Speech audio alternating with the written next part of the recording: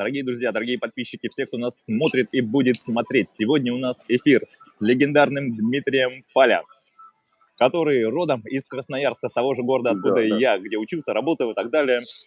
Ну что, Дмитрий у нас профессиональный сварщик. Многим в России он знаком по...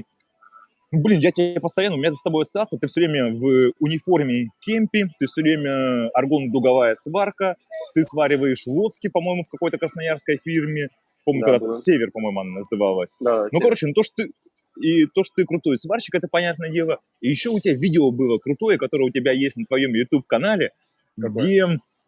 Короче, видео сейчас я скажу, где ты с деньгами, с девушками, где у тебя личная охрана, ты на автомобиле куда-то приехал. Ну, короче, крутейшее видео, на мой взгляд. Ну, это не в Ютубе, я в первую очередь выложил в ТикТоке. Его Ага. посмотрело уже, если взять во всех соцсетях, посмотрело более, наверное, 6 или 7 миллионов человек. То есть прям много. Много-много человек посмотрело. Вот, забавный видос. Мне он тоже нравится, но я там был очень зажатым. Да и сейчас как-то, когда вижу камеру, начинаю тупить. И как-то, неестественно себя веду, не знаю почему. Это нормально. У меня то же самое было, когда я записывал, там, не знаю, первые 10 видео, а может 100 видео. Я тоже...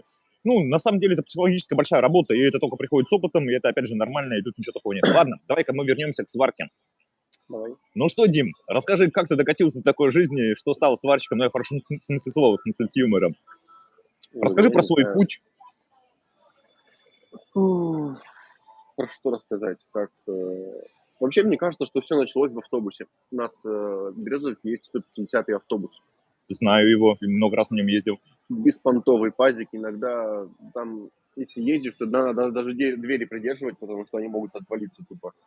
И мы ехали домой с моим одноклассником Антоном.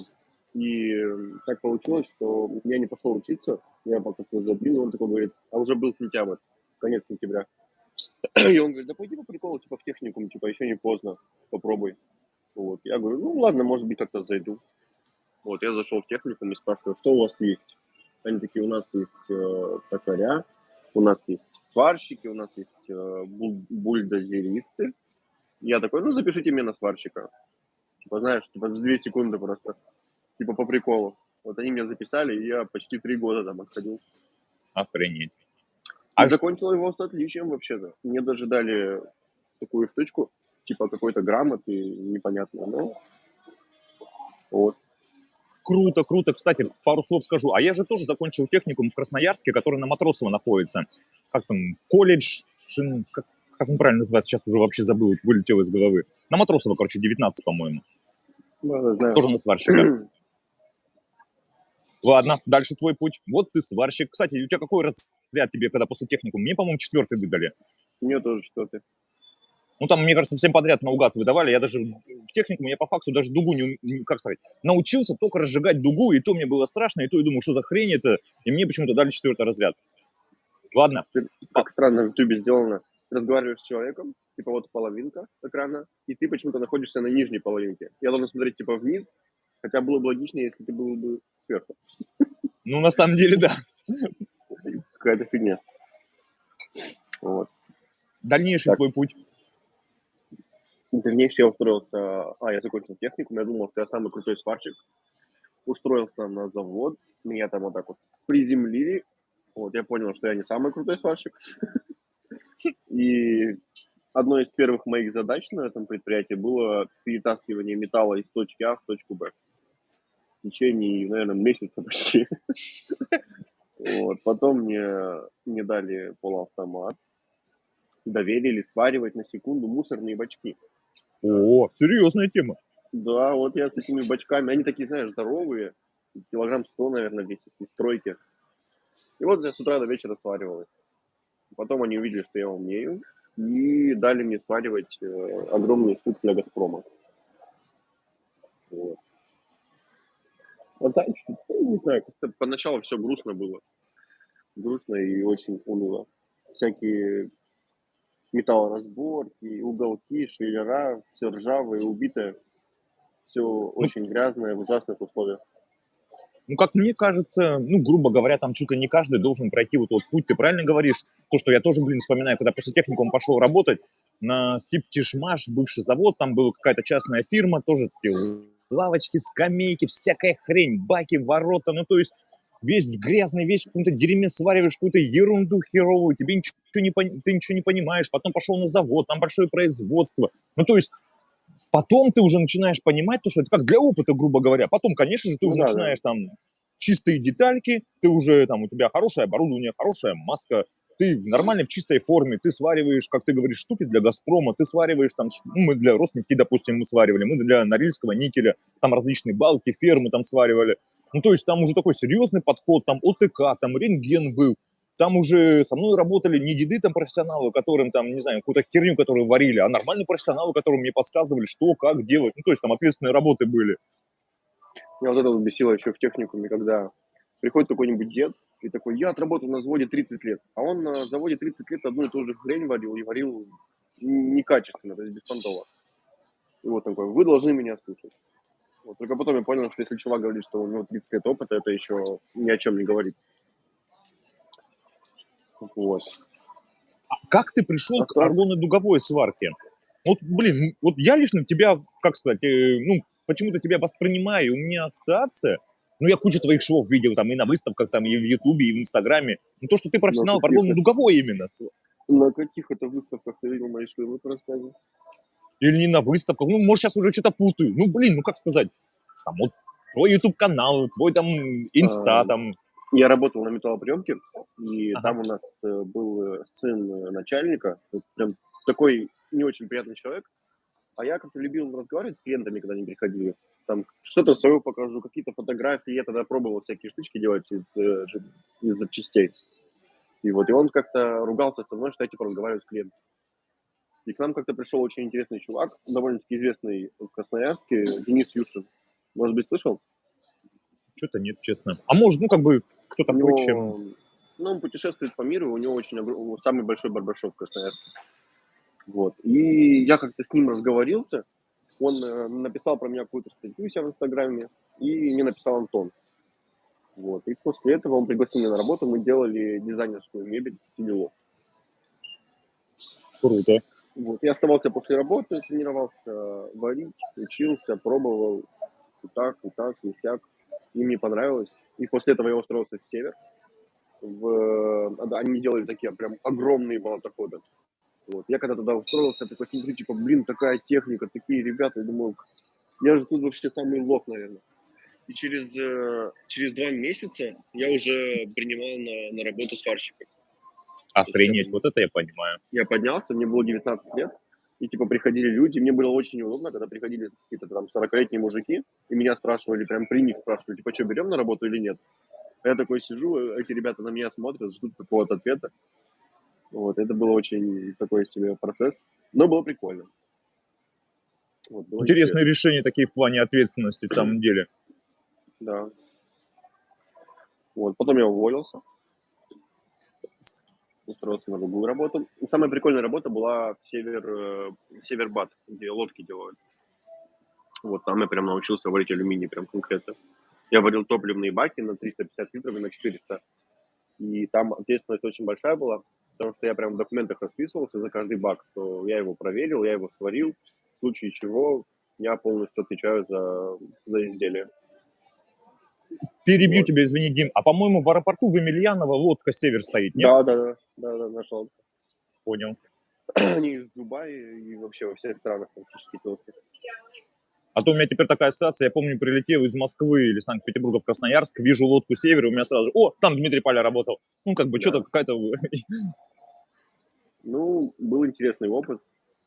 И типа, у меня просто какая-то проблема, даже не проблема, на многих работах, где я работаю, почему-то ко мне какое-то, знаешь, особое отношение.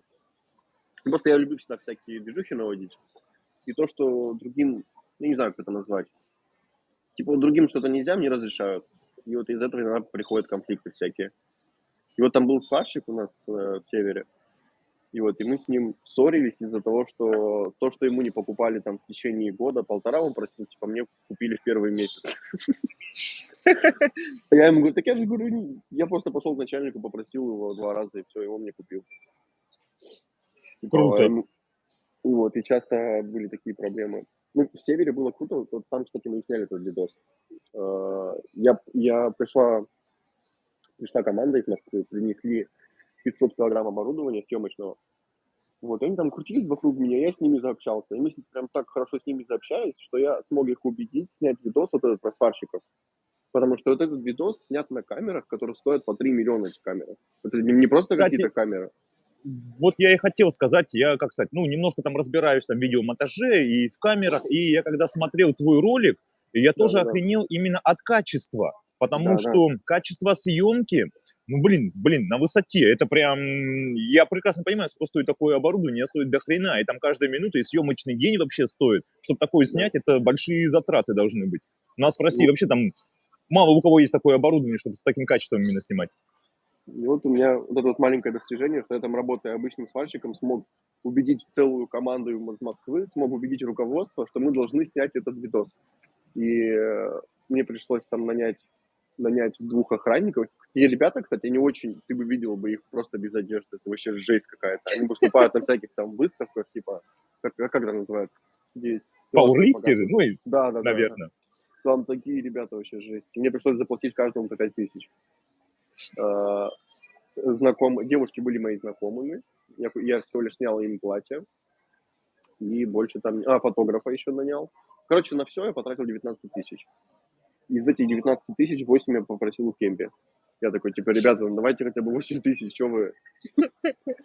Вот, и они такие, у них были проблемы с переводом, типа, у них же там все сложно, они не могут просто взять и отправить деньги. Бюрократия, да-да-да. Да, Там, да, ну, да, в самом деле, это сложно, и там же аналоги отчитываться. Ну, да, то да, есть это да. не просто так, там, перевел по карте и А я им такой говорю, ребята, говорю, нет вообще времени, вот завтра надо снимать. Они меня как-то взяли и перевели.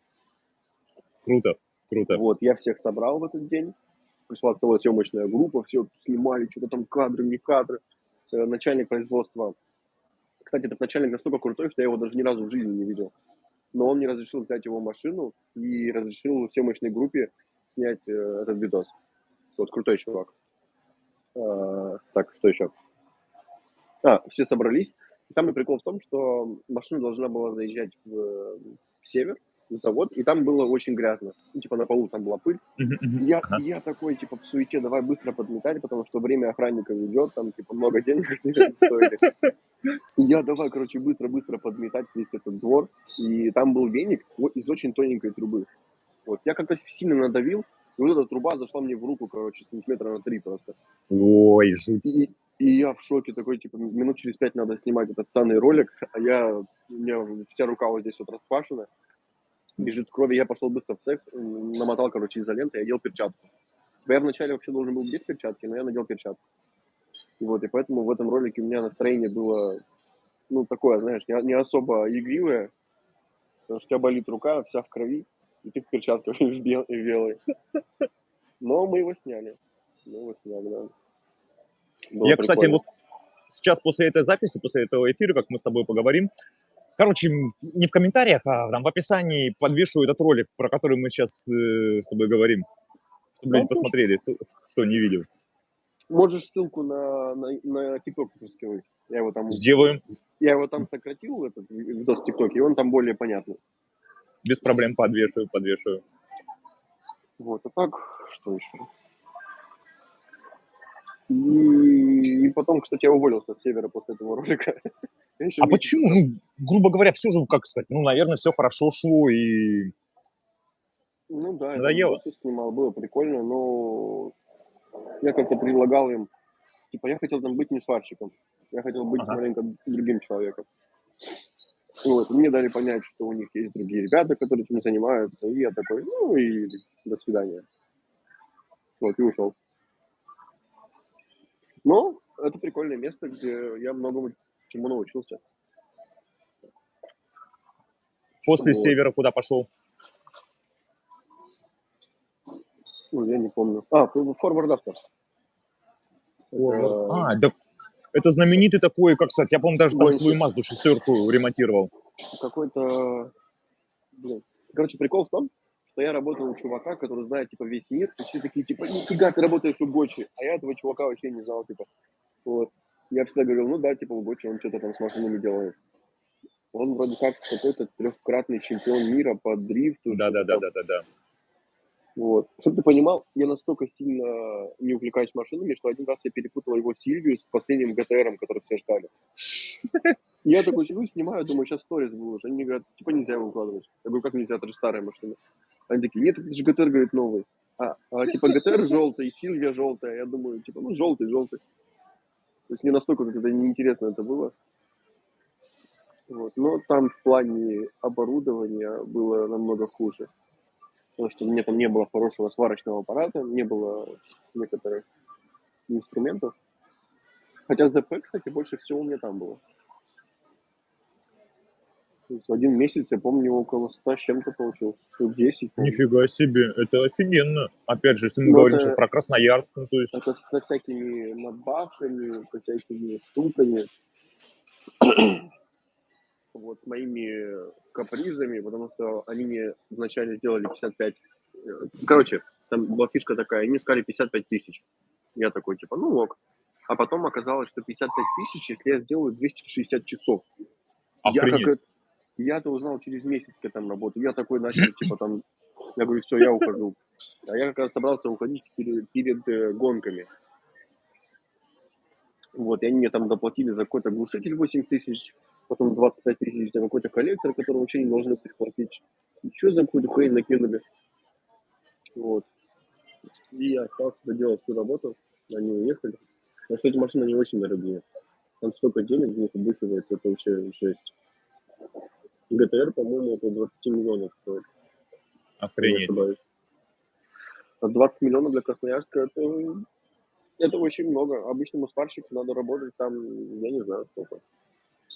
Очень и очень много. Люди-фанатики исполняют свою мечту, там, не знаю, занимаются чем хотели бы заниматься. Так, там был Ну да. комментарий от психолога в металле, наш постоянный подписчик, зритель, слушатель. Мы подвешим обязательно ролик про Дмитрия, про который мы говорили, только что он будет в комментариях. Не в комментариях, даже в описании. И кто нас сейчас смотрит, вы задавайте вопросы Дмитрию, либо после, Дмитрий потом на них ответит. Ну, блин, эта ссылка все равно останется, и кому что интересно, вы можете спросить. Так, Дим, такой вопрос. Вот смотри, я сейчас нахожусь в Бангкоке, пролетом я, в торговом центре, вообще в Таиланде, в столице. Ты Вот сейчас смотрю историю. находишься В Ты Италии. сейчас находишься в Италии, да. Мы Тоже с тобой торговый оба центр.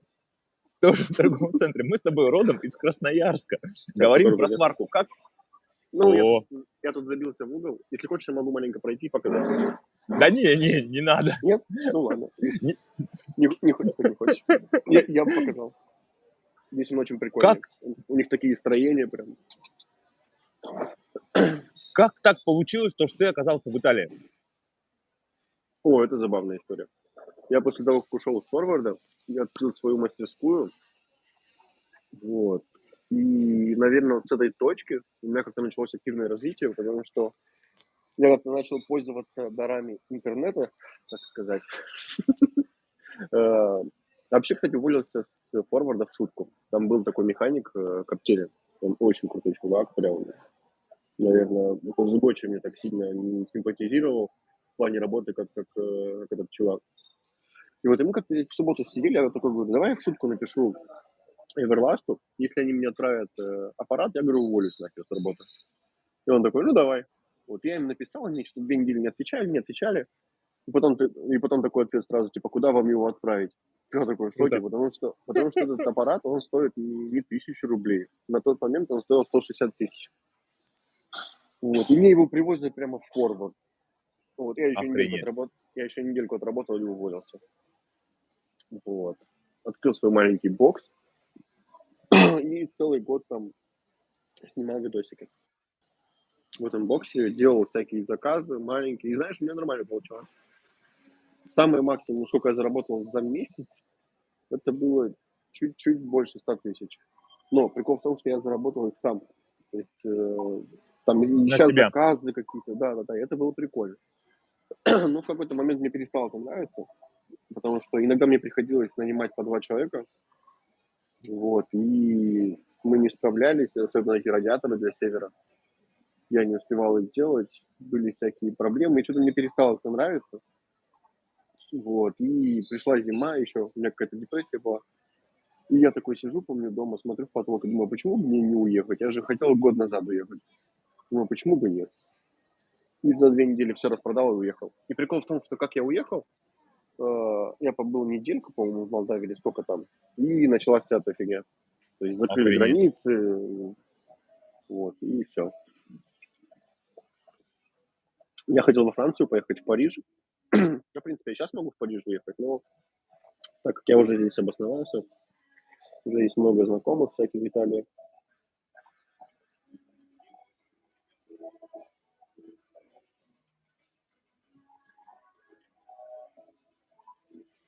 Ой, не знаю. А сейчас? У меня почему-то нормально все. У меня твоя картинка зависла.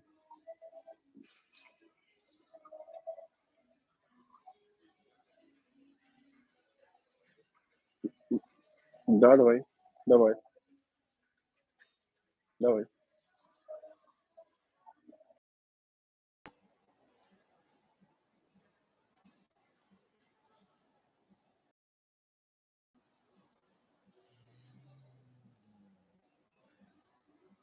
Ну что, ждем Диму. Крутой сварщик. Дмитрий сейчас живет в Италии, работает на полуавтомате. Я подписан. Кстати, его YouTube-канал тоже привожу в описании. ТикТок у него там один из самых. Сейчас.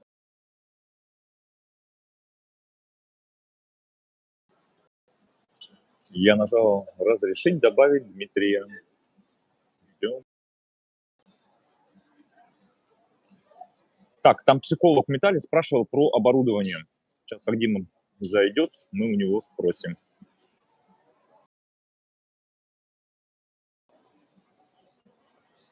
Так.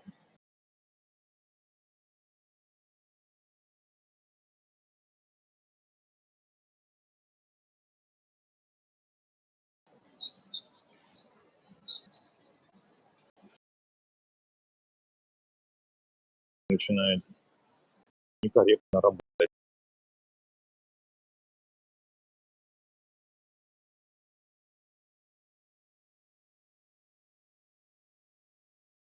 Ну, сейчас, наверное, зайдет по-новому.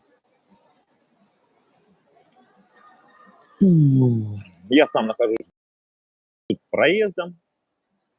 На выходные сюда прилетели, по местам походили. Кстати, я сегодня зашел в сварочный магазин, случайно чисто его увидел, снял там 2 или 3 стойки, вот чуть попозже их там, может, завтра, послезавтра выложу. А что там, китайское все оборудование, европейское тут, естественно. Тут Таиланд. Так, что-то Дмитрий не заходит. Где у нас Дмитрий? Гость покинул трансляцию. Давайте его подождем. Что еще рассказать? На улице 30 градусов, жара. Да, наверное, всем похеру. Дмитрий, ну ты где? Давай, заходи уже.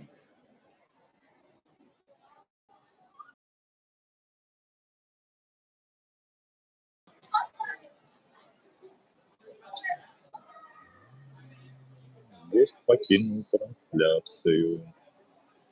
Блин, у меня второго телефона нету. Позвонить. Фотография. Сейчас, секундочку.